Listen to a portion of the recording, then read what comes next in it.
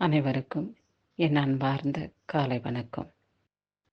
இதோ இந்த வேளையிலே கர்த்தருடைய வசனத்தை தியானிக்கவும், அவருடைய வார்த்தைகளை குறித்து நாம் இந்த வேளையிலே நினைவு கூறுவோம். கர்த்தர் பாராட்டின நன்மைகளுக்காக அவரை நன்றியோடு கூட ஸ்தோத்திரிப்போம். வேதத்தை வாசிப்போமா? வேதத்தை வாசித்து அதை தியானித்து இந்நாளை சந்தோஷத்தோடு கடந்து வருவோம். கர்த்தர் உங்களை பார்த்துதான் பேசுகிறார்.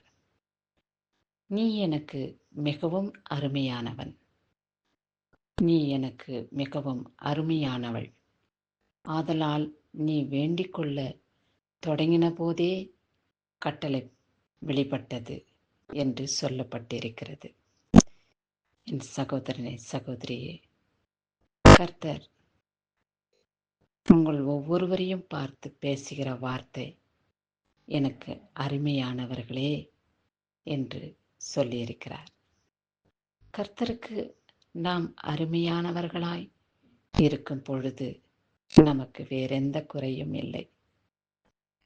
நமக்கு வருகிற எல்லா விதமான பிசாசியின் தந்திரங்களின் போராட்டத்திலிருந்து விடுதலை கிடைக்க வேண்டுமென்று பரலோகத்திலிருந்து நமக்கு கட்டளை பிறப்பிக்கப்பட்டது என்று கர்த்தர் சொல்லியிருக்கிறார்.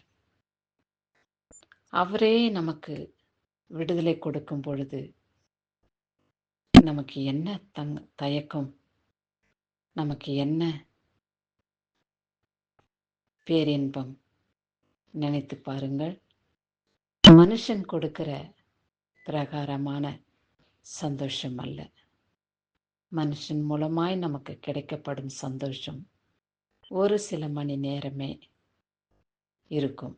ஆனால் இந்த உலகத்தையே சிருஷ்டித்தவர், நம்மை தாயின் கருவிலிருந்து இம்மட்டும் பாதுகாத்து கொண்டவர், நமக்கு வரும் எல்லா விதமான தீங்கிலையும் நம்மளை விடுவித்து அவருடைய மகனாக மகளாக முத்திரையிட்டு அவருடைய ராஜ்யத்துக்கு சித்தமுள்ளவர்களாக நாம் வாழ்ந்திட நமக்காக ஜீவனை கொடுத்து இரத்தத்தை சிந்தி அந்த இரத்தத்தின் மூலமாய் நம்மளை மீட்பு உண்டு பண்ணின கர்த்தரிடத்திலிருந்து நமக்கு பிரியமானவளே, பிரியமானவனே என்ற வார்த்தை நமக்கு கிடைக்கிறது.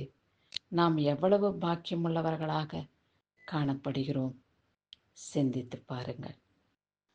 ஆமாண்டவரே, உமக்கு பிரியமானவனாய், உமக்கு பிரியமானவளாய் நான் இருக்கிறபடியினாலே உமக்கு ஸ்தோத்திர ஆண்டவரே, உமக்கு நன்றி.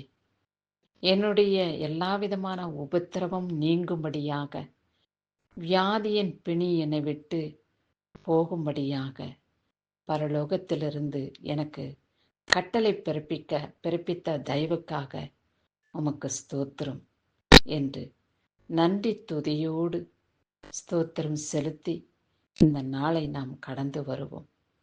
பரிசுத்த ஆவியானவர் நம்மோடு கூட இருக்கும் மட்டும் நமக்கு எந்த பயமும் தயக்கமும் இல்லை என்பதை இந்த வார்த்தையின் மூலமாய், வேத வசனத்தின் மூலமாய் நமக்கு வெளிப்படுகிறது அல்லவா? தைரியத்தோடு, சமாதானத்தோடு, சந்தோஷத்தோடு நாம் நாட்களை கடந்து வந்து கர்த்தர் கொடுக்கும் ஆசீர்வாதத்தை பெற்றுக்கொள்வோம். கிறிஸ்துவுக்கே மகிமை உண்டாகட்டும். ஆமேன்.